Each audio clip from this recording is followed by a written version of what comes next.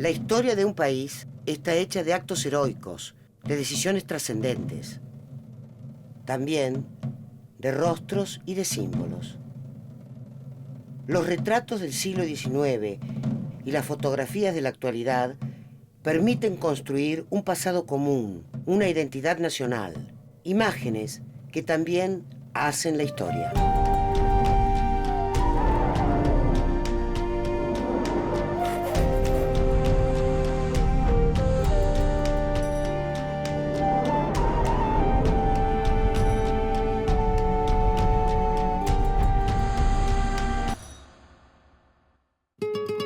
Los comienzos del siglo XIX se ven marcados por un hecho fundamental. Napoleón invade España y encarcela al rey Fernando VII.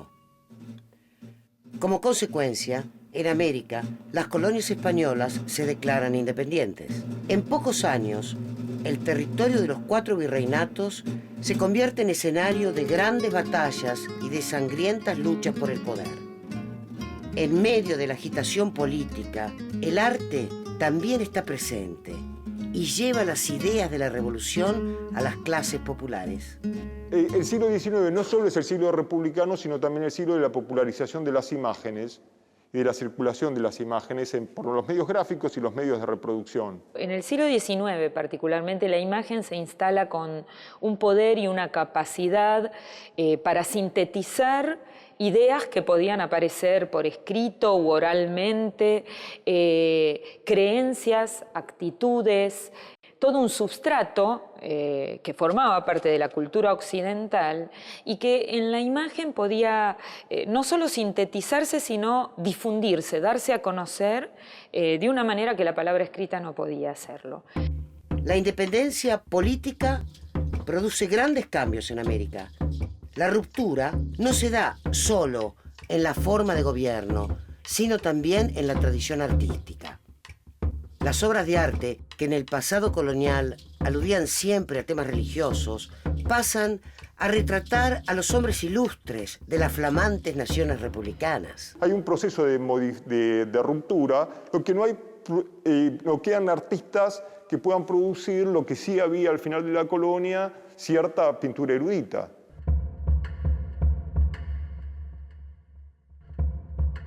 Y no hay productores, no hay artistas, no hay quien haga imágenes. Gran parte de las disputas que se da en los primeros años del proceso independentista es con qué cubrimos ese vacío de imágenes de poder que deja el retiro por el proceso revolucionario del valor que tienen público y de poder de construir consenso y de asegurar un orden de legitimación las imágenes coloniales tanto de la Iglesia como de la monarquía.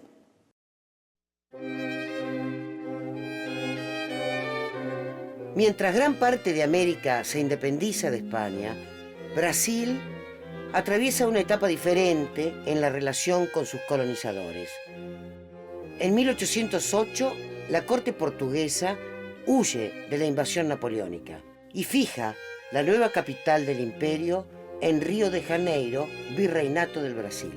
Num prazo curto, de 10 a 15 anos, altera toda a face do Brasil. Quer dizer, de colônia passa a ser colônia com restrições de toda ordem, do ponto de vista do conhecimento, das artes, do ensino, etc. Isso em 15 a 20 anos se altera radicalmente porque o país passa a ser a sede do Reino de Portugal. Então, a questão da imprensa, a missão artística francesa, na verdade, né, a primeira iniciativa de ensino das artes no Brasil, da arquitetura, das artes plásticas, etc., né? Mesmo das artes gráficas.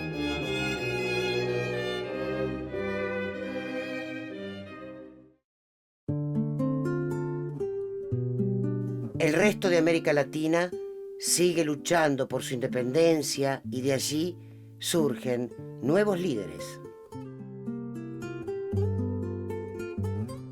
Simón Bolívar en Venezuela, José de San Martín en el Río de la Plata y Bernardo Higgins en Chile son los representantes del nuevo orden político.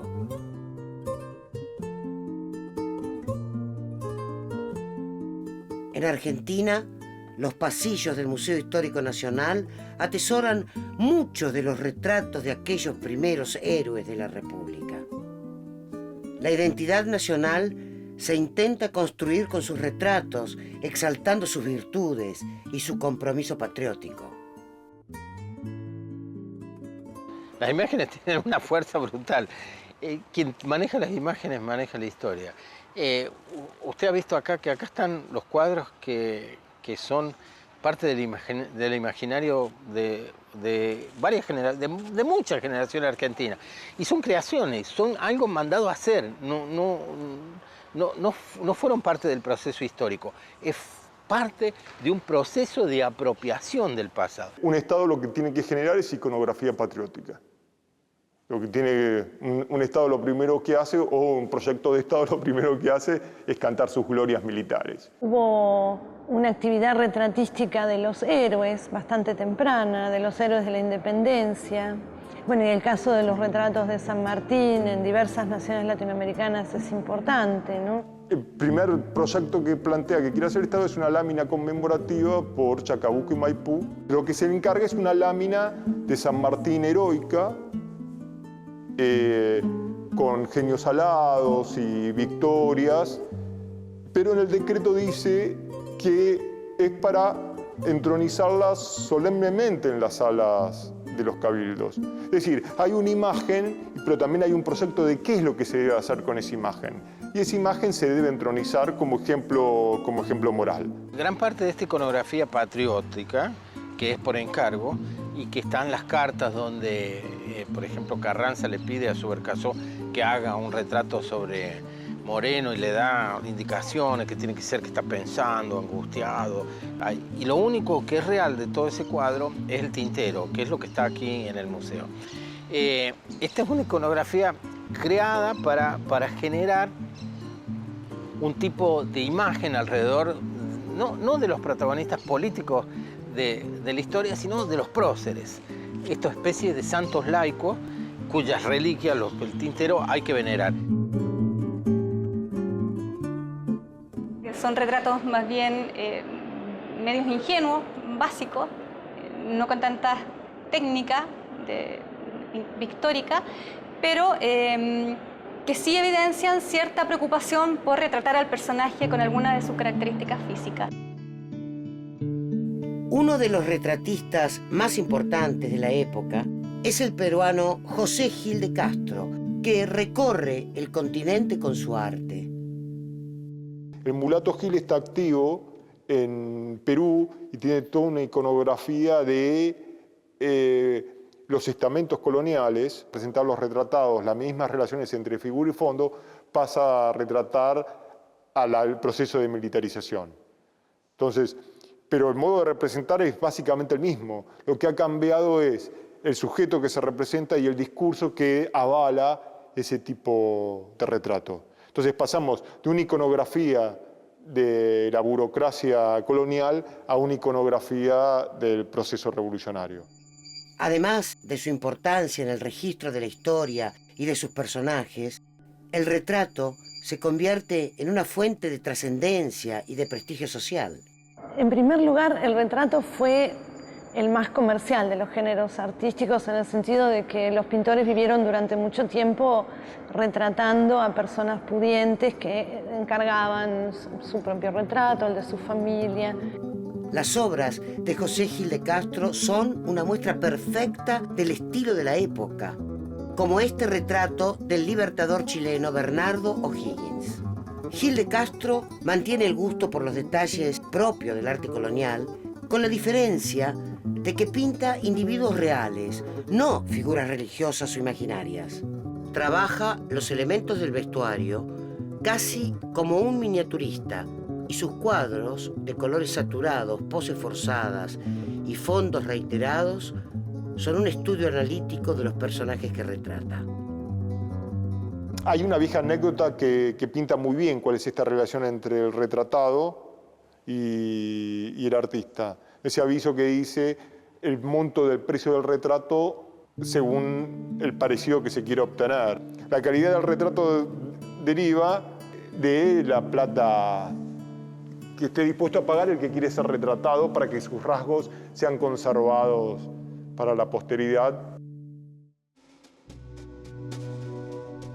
A mediados del siglo XIX surgen en América Latina las primeras repúblicas estables. Así como intentan organizarse las formas de gobierno, los artistas tratan de formalizar sus métodos de trabajo y de aprendizaje. El escenario latinoamericano en el siglo XIX es bastante diverso. Por un lado, hubo algunos centros que fueron importantes durante la colonia y tenían academia y tenían ya sus pintores instituidos, sus talleres, y otros no. Y en cada uno de esos lugares la historia es ligeramente distinta o bastante distinta.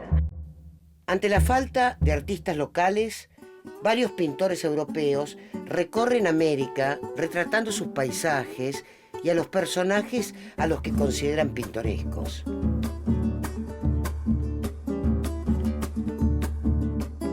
En Argentina quedan deslumbrados por la inmensidad de la Pampa.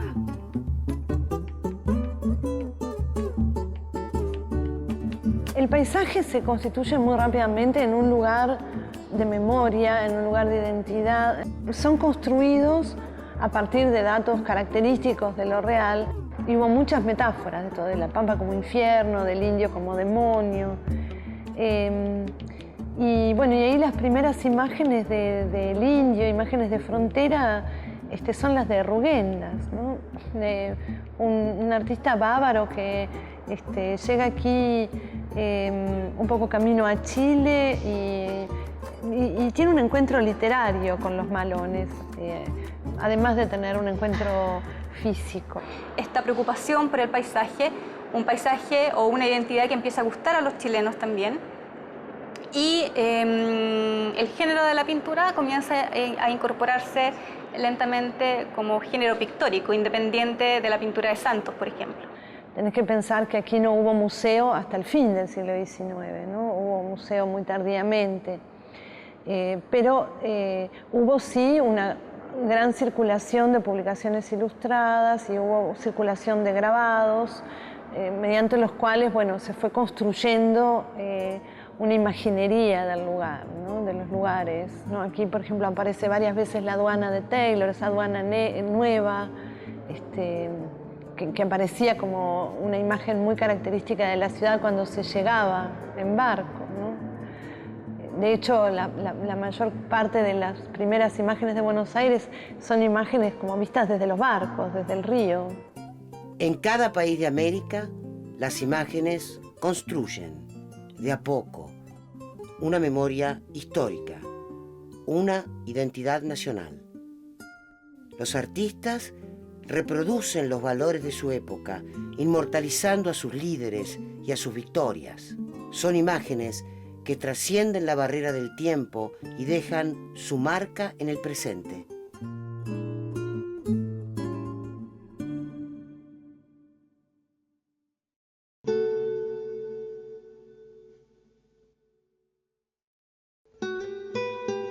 En la segunda mitad del siglo XIX, América Latina presenta un nuevo panorama político. En el Río de la Plata, con la caída de Rosas en 1852, Argentina entra en un periodo definitivo de orden constitucional. Se fomenta el trabajo artístico y surgen nuevos creadores, discípulos de aquellos primeros maestros extranjeros. Nace así la idea del artista americano como tal. Uno de los primeros en destacarse es el uruguayo Juan Manuel Blanes. Este pintor americano en la obra temprana aparece como una cuestión distintiva. Yo soy un pintor americano.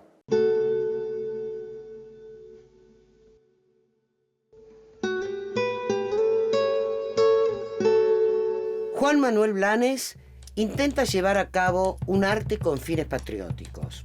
Para su obra El juramento de los 33 orientales, realiza un minucioso estudio casi científico para recrear un hecho histórico ocurrido 50 años antes. estudia en detalle el armamento y la vestimenta que posiblemente usaron sus protagonistas. Incluso visita el lugar del acontecimiento, tomando muestras de arena que lleva a su estudio. Blanes necesariamente tiene el problema que transita en la historia oral, porque los textos escolares todavía no han sido escritos. Entonces no tiene esa ilusión no puede remitir un pasado muy lejano.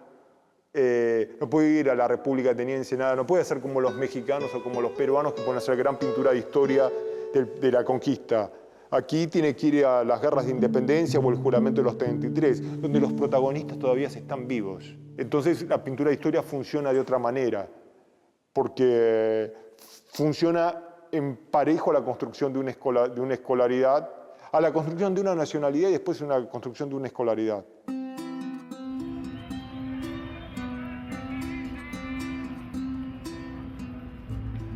El desarrollo del arte en América Latina tiene características propias en cada nación. En Perú, las imágenes que se generan revalorizan sus tradiciones locales. El artista Luis Montero realiza obras en las que se destaca la tradición incaica. El caso peruano es muy distinto, es muy particular. Y la pintura de Montero, que la pasea por toda la región en el 67, generó un debate político muy intenso, ¿sí? Y la construcción de Montero es una construcción discursiva sobre la sociedad peruana, pero también responde a muchísimos parámetros de la gran pintura de tema histórico europeo. No es lo mismo la representación de la muerte del último inca ya cristianizado, ¿no? Y las mujeres llorando en un rincón, que hacer las gestas de la independencia militar o las juras constitucionales o el desembarco de los 33. Son procesos de constitución de la nación distinta. En Argentina, el presidente Domingo Faustino Sarmiento consolida su proyecto de nación civilizada en contra de lo que considera la barbarie de los caudillos. En este periodo de intensa actividad artística, se representa a la ciudad como símbolo de la civilización y de progreso, a diferencia del campo, que se muestra como lugar de atraso e ignorancia. La idea de orden y progreso es acompañada en las artes plásticas por el surgimiento de la pintura académica. Es el triunfo de la ciudad sobre la campaña en términos de Sarmiento va a ser que se necesiten representaciones de ciudad. Y la representación de ciudad es la representación académica. De la misma manera que el club, como dice Pilar González Bernardo, el club reemplaza la pulpería, la pintura académica debe reemplazar a la pintura de campaña. Y hay que pensar que estas imágenes, en cierto modo, están produciendo una imagen terrible de los habitantes originarios, ¿no? Que ya no son los habitantes originarios despojados de su lugar, sino que son unos monstruos que están robando algo que no les pertenece. Y es un justificativo muy fuerte, ¿no? En términos emotivos. Tanto con Blanes como con Priliano Pueyrredón, el costumbrismo asume un tinte nostálgico. Ya no va a representar los tipos y costumbres de lo que se ve, sino de lo que pasó. Es algo que ya ha dejado de existir porque el progreso lo ha desplazado. Y eso ya se da a mediados de la década del 60. Ya el costumbrismo rural aparece como una construcción de una identidad perdida ante el impacto de un proceso de modernización. Entre 1864 y 1870, América Latina atraviesa por un periodo de enfrentamientos. Argentina, Brasil y Uruguay forman una alianza y declaran la guerra a Paraguay. El enfrentamiento entre naciones hermanas es retratado por Cándido López, un argentino que como miembro de su tropa registra y documenta la guerra desde el frente de batalla. Cándido López hace bocetos, dibujos durante la guerra del Paraguay y los va produciendo a lo largo de la década del 70. Es una guerra en donde el arte ha intervenido. Este es el caso de Cándido López, que es de la Guardia Nacional de la provincia de Buenos Aires y que va como soldado, como oficial de la Guardia Nacional, pero va tomando apuntes de lo que ve, de los paisajes. Cándido tiene una visión de la guerra como la de un fotógrafo y es así como la capta. Lo interesante es que le hace una libreta de apuntes con bocetos con registros, pero de lápiz en un blog de viajero, ¿no? De apuntes, y después le pone el color.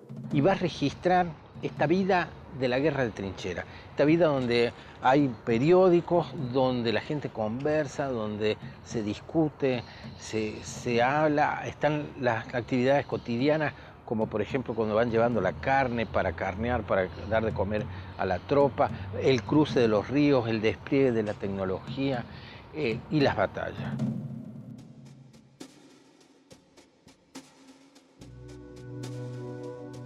Cándido López es uno de los pintores más exitosos de la historia del arte argentino. Es un primer pintor que tiene una muestra individual, que le vende todas las obras al Estado, que consigue un taller en el cuartel de inválidos, ¿sí? que vende también obras particulares, naturalezas muertas, etcétera, que firma muchas CEPOL. Entonces es un artista que tiene un gran éxito de mercado en el 80, tal vez el que tiene más éxito de mercado. ¿Y por qué? Porque todos aquellos que habían combatido en la guerra del Paraguay eran el poder en la década del 80.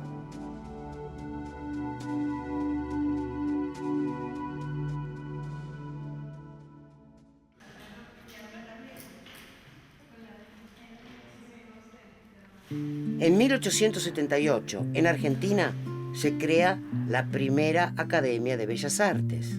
Los artistas tienen por fin un lugar donde formarse de manera organizada. De esta academia surge un grupo de jóvenes artistas, entre los que se destacan Eduardo Sívori, Ángel de la Valle, Reinaldo Giudici, Eduardo Schiaffino y Ernesto de la Cárcova. Estos artistas fueron hijos de inmigrantes o inmigrantes y la mayoría de ellos sumamente jóvenes. Eso también a veces se pierde de vista, parece que siempre fueron viejos, pero cuando fundaron la Academia de Estímulo tenían 20 y pocos años. Tomaron como maestros a artistas inmigrantes, italianos, y sin embargo tuvieron una mirada sobre lo nacional. O sea, ellos tienen allí una actitud moderna, ¿no? Ellos viajan a Europa con la idea de ser artistas, y esto se ve muy bien, por ejemplo, en los libros, en las libretas de bocetos de Sívori, ¿no? La idea de ser pintores de historia, de hacer grandes ciclos decorativos con escenas nacionales, etc.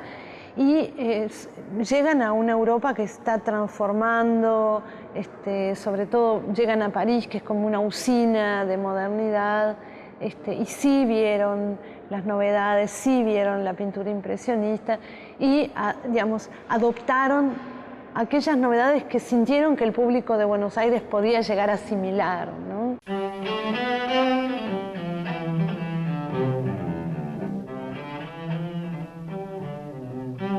La Academia estimula el desarrollo de las artes plásticas. Los artistas aprenden a hacer sus bocetos con modelos vivos. El desnudo se vuelve un campo de experimentación, aunque es un tema muy cuestionado por los principios morales de la época.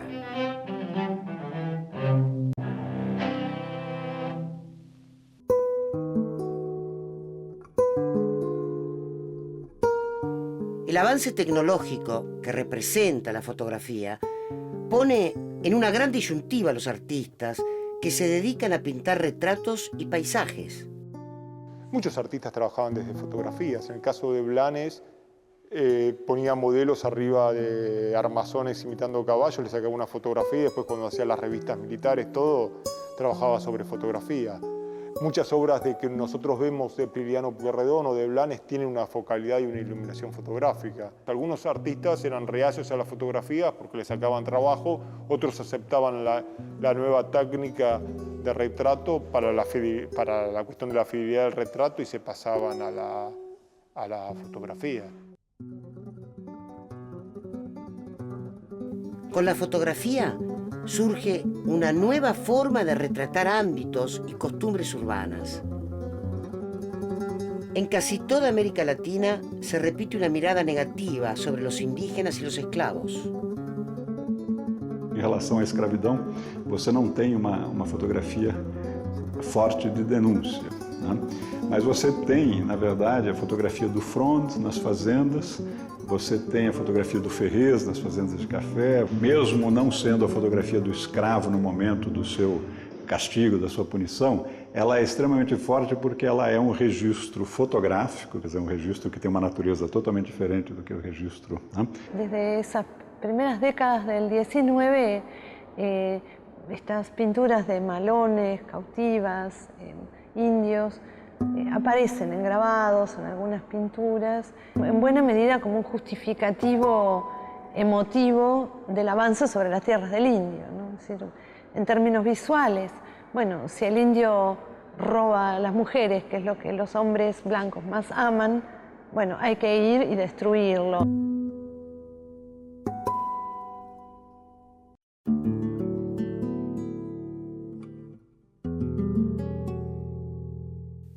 Las obras del siglo XIX crean imágenes que identifican a cada país de América. Sus líderes, sus batallas, sus paisajes se convierten en íconos que representan a cada nación. Los artistas republicanos son los primeros en retratar la historia de sus pueblos y en hacer que esa historia pueda ser contada.